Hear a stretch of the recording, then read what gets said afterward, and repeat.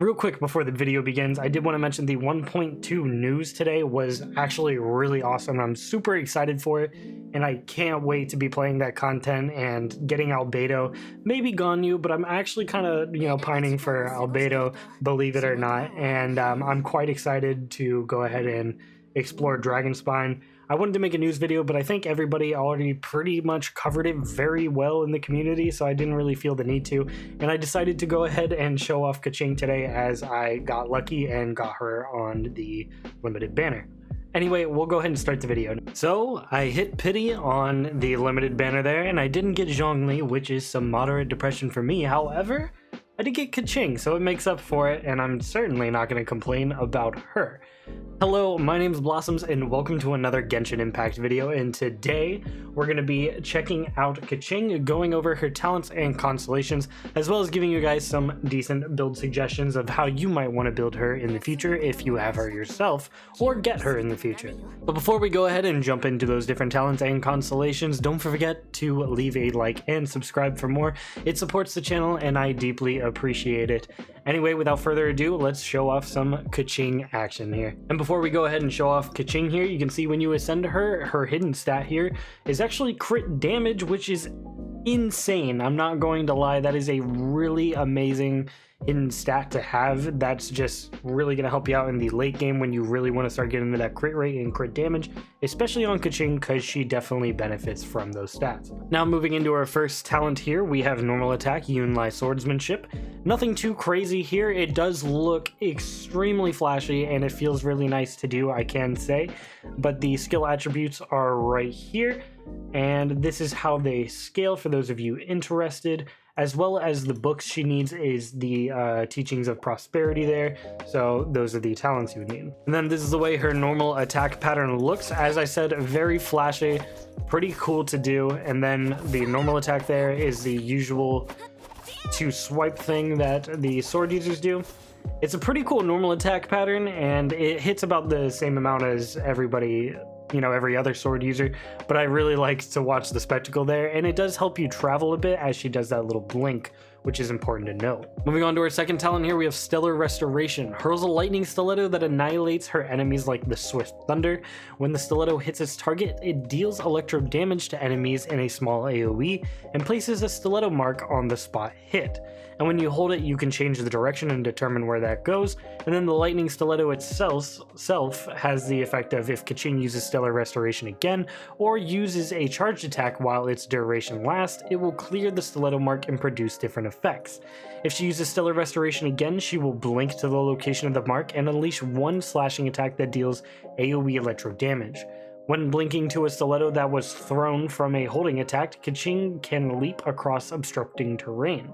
If Keqing uses a charge attack, she will ignite a series of thundering cuts at the mark's location, dealing AoE electro damage. So that's important to note. It has two uses. You can simply tap E and it will go somewhere, or you can hold it and choose where it goes, and then you can hit E again, and that will take you to that location, and you'll deal AoE electro damage there. However, if you place one, you can also do a charge attack that will also deal AoE electro damage. Important to note.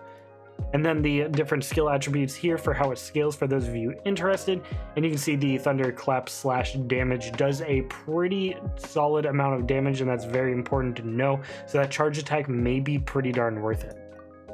And then this is how that scales for those of you interested as well. Seems pretty freaking strong to me. And then this is how that talent works. You can see as I hold, I get to choose the location, and when I release, it will put that lightning stiletto there, and I can run away and simply tap E, and I'll teleport there and do a slash. Then you can also see tapping it will just place it in front of you or to the nearest enemy, and then the charge attack version looks a little bit like this.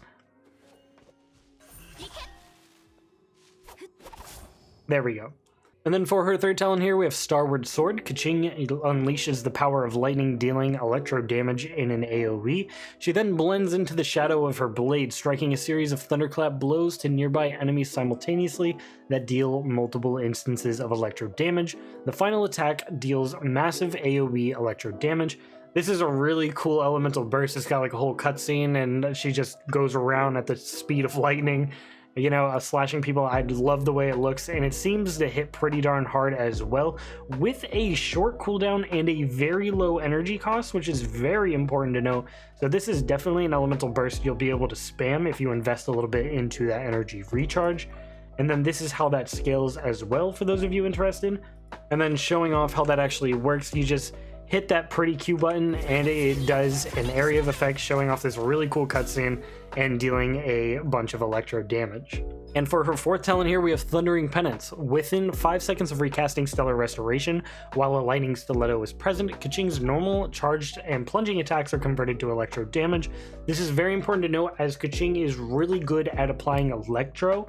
She is a very strong physical damage character, however she's also very good at applying electro, which is really solid for your combos, and she doesn't really need to stay on the field all that much to apply that electro. So this is very nice to know. It's going to help you execute those different reactions a lot easier. And then for that 5th passive talent here, we have the Aristocratic Dignity. When casting Starward Sword, Keqing's crit rate is increased by 15% and her energy recharge is increased by 15%. This effect lasts for 8 seconds. This is an amazing talent here as it increases her crit rate. So if you only have her at like 60 crit rate, then you're going to shoot up to 75%. And that's just going to allow you to maybe sacrifice a little bit of crit rate on your artifacts for crit damage, which means you're just going to be outputting that much more damage. And then the extra energy recharge, as I said, is going to be very nice considering the fact that her elemental burst costs so little. And for her final passive talent here, nothing too crazy, same as Chongyun's, it's the Lands Overseer. When dispatched on an expedition in leeway, time consumed is reduced by 25%. Moving towards our constellations, if you guys are so lucky to get a few or just wailing and getting those, we'll go ahead and read those off to you and determine how valuable they might be to her character. However, I know for a fact she's a very strong character without any constellations, but we'll go ahead and read these regardless. For the first constellation here, we have Thundering Might. Recasting Stellar Restoration while a lightning stiletto is present causes Keqing to deal 50% of her attack as AoE electro damage at the start point and terminus of her blink. This is nice, it's just extra damage for when she blinks. What it's saying is when you cast the Stellar Restoration, the lightning stiletto is going to deal damage at the beginning and end equal to 50% of your attack as electro damage. Pretty strong, nothing too insane though. And then the second constellation here is Keen Extraction. When Keqing's normal and charged attacks hit enemies affected by electro, they have a 50% chance of producing an elemental particle. This effect can occur once every 5 seconds. This is pretty nice. It's gonna increase that amount of times you're going to get that elemental burst, because it is very low cost and this is just going to be producing particles, which is pretty nice. As I said, these aren't too game breaking, they're just very nice little constellations to have for just kind of quality of life constellations, I would call them. And then for the third constellation here, we have Foreseen Reformation, just increases the level of Starward Sword by 3. Nothing too insane, we've seen it before. And then for the fourth one here, we have Attunement. For 10 seconds after Keqing triggers an electro-related elemental reaction, her attack is increased by 25%. This is a very strong constellation, but it is Constellation 4, so that is going to be very hard for most players to get. Obviously, most people aren't going to have this, but if you do, this is an incredible constellation. Anyway, moving forward, the fifth constellation here is Beckoning Stars. It increases the level of Stellar Restoration by 3. Maximum upgrade level is 15. We've seen it before. And then the sixth constellation, the thing most people definitely won't have, but we'll go over, is Tenacious Star. When initiating a normal attack, a charge attack, elemental skill, or elemental burst, Keqing gains a 6% electro damage bonus for 8 seconds. Effects triggered by normal attacks, charge attacks, elemental skills, and elemental bursts are considered independent entities. So this is nice. It's going to give you a bunch of extra electro damage, it seems, and that can definitely help you out, especially since Keqing is so good at applying electro. Just going to increase that DPS overall, but as I said, these aren't anything you absolutely need, and Keqing is going to do a-okay without any of them. And before we get into the artifacts and weapon suggestions here, we're going to go ahead and go over a little bit of lore here. For those of you interested, you can go ahead and read these and pause the video, do as you please, but we're moving on. As for artifacts for Keqing, I'm going to tell you right now, I think the best set is not what I have on. However, this is a solid set to go for, but I think the best set for Keqing is without a doubt going to be Thunder Soother's Plume. Keqing really likes physical damage and she really likes electro damage. However, doing one or the other can be very difficult for Keqing, and I think the best in slot is actually going to be the 4-piece Thunder Soothers set here. Is going to increase your damage against all enemies affected by Electro by 35%. Since Keqing is so good at applying Electro, this effect is always going to apply to her, and it's going to increase the damage of your Electro-related attacks as well as your physical attacks. So this is a great set piece that is not going to care however you build your Keqing, whether you want her to be Electro damage or physical damage. I think physical damage is the route to go, but accenting that Electro damage certainly can't hurt, and you can kind of play her either way. And I think this set allows you to play either way, and could be a really good option going forward. I know a lot of Keqing mains do mention this as being one of the best sets, but say you don't have any good pieces of this set, that's a-okay. You have plenty of options on Keqing, as she's a really strong DPS that can kind of move into any direction. I would say one of the best ways to think about how you're building your Keqing is whether you're going to be building her for physical damage or electro damage. I personally prefer physical damage, but if you want to go for electro damage, you could easily go for a 4-piece of this. However, I wouldn't recommend that. I think the solution, if you want to go for the electro-based damage, is actually going to be 2-piece of the Thundering Fury, and then 2-piece of the Gladiator's Destiny, and that is going to increase your attack, which is going to be very important. And then this is going to allow you to get that electro damage bonus as well, increasing your electro-based reactions.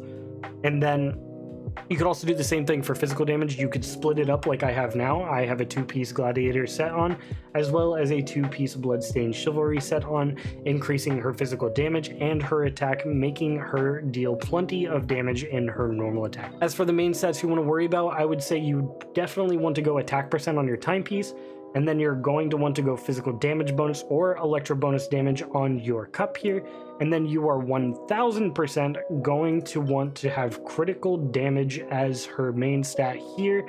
On the mask, you're really going to want to shoot for those crit rate substats, or maybe a crit rate weapon, as she buffs her own crit rate with that one talent, and then having a ton of crit damage is just going to help her out a ton, dealing that much more damage. So you're definitely going to want a crit damage mask or helmet here. I think that is going to help you out the most. As for weapons for Keqing, you also have plenty of great options here. I think the best 4-star option is without a doubt going to be the Black Sword, as that is going to increase the damage of your normal and charged attacks, as well as give you a crit rate main stat here on the sword, which is going to allow you to not need so much crit rate substats on your artifacts, and that way you can focus more on crit damage. However, if you don't have the Battle Pass sword, that's a-okay. The other good 4-star options here are definitely going to be things like the Flute. That is going to help you out a lot, giving you that attack percent. Definitely ain't bad, and the effect here is actually very strong on Keqing, as she does plenty of normal attacks and she does them very quickly. Other things that also go well with Keqing are swords like the Lion's Roar. That works very well for her. I personally don't have it here. And the Aquila Favonia, although a 5-star, is probably the best sword for her. So if you've gotten lucky and you've gotten the Aquila Favonia, that's going to be probably the best sword for her. But most people aren't going to have that, and swords like the Flute or the Black Sword are probably going to be your best options. You could go for something like Prototype Rancor. That will work. That certainly will allow her to deal a bit more damage here. And you could even go for something like the 3-star Fillet Blade. That isn't too bad here. And you could even go something like the Favonia Sword if you just want to spam her Elemental Burst and use her more as a support. Those are all options that are great for Keqing. However, I would highly suggest your best two would probably be the Black Sword or the Flute or the Lion's Roar. I think those are probably going to be your best 4-star options. Well, hopefully that gave you guys a good idea of how Keqing operates and how you might want to build her in the future. I am pretty darn glad I got her. You know, I really wanted Zhongli, but I'm certainly not complaining about Keqing. I would say my other 5 stars that I wanted from that probably were Mona or Keqing, so I guess I lucked out in the end. And I'm pretty darn excited to build her, as I know for a fact she can deal a ton of damage, especially when you get that crit rate and crit damage going. She just really starts showing off. And I already have some pretty strong artifacts that can work for her, and I'm excited to go ahead and build her once I get the XP tickets. Anyway, I hope you guys enjoyed the video, and if you did, please leave a like and comment below what you like about Keqing, or if you have her, or how maybe you're building her. I would love to see those in the comments below.